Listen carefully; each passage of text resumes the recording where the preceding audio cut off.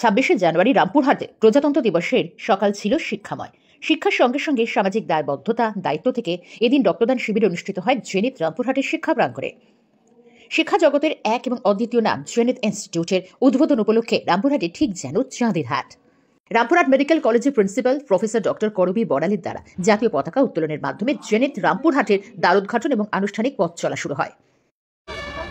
Medical আছে, যারা doctor এবং ইঞ্জিনিয়ার হতে চায় তাদের জন্য এটা সত্যি খুব ভালো পদক্ষেপ। একটা গাইড থাকবে কিভাবে পরীক্ষার প্রস্তুতি থেকে শুরু করে কিভাবে এগোনো যাবে পরীক্ষার প্রস্তুতি। এটা সত্যি ভালো পদক্ষেপ। We would now like to call upon Miss Jharna ma'am for some words, and then we will go to the final concluding part of today's program. Thank you for your patience. প্রথমে আমি ধন্যবাদ জানাই zenith রামপুরহাটকে আমাকে এখানে আমন্ত্রণ করার জন্য।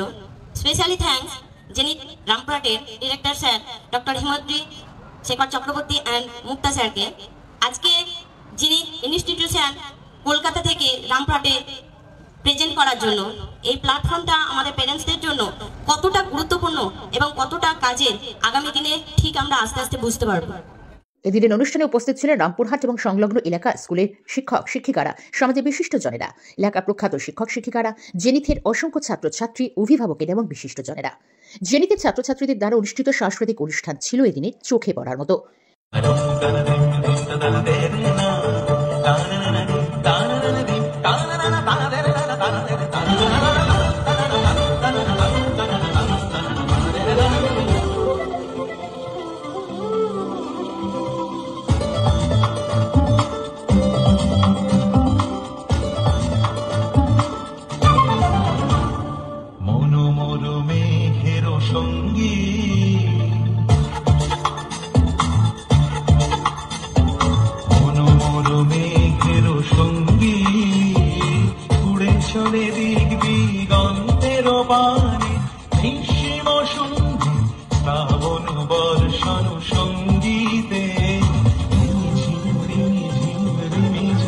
উন্নত মানের শিক্ষা প্রদান এবং তাদের সর্বভারতীয় স্তরে মেডিকেল ইঞ্জিনিয়ারিং সায়েন্টিস্ট হওয়ার লক্ষ্যকে পূরণ করাই জেনিথ ইনস্টিটিউটের একমাত্র উদ্দেশ্য।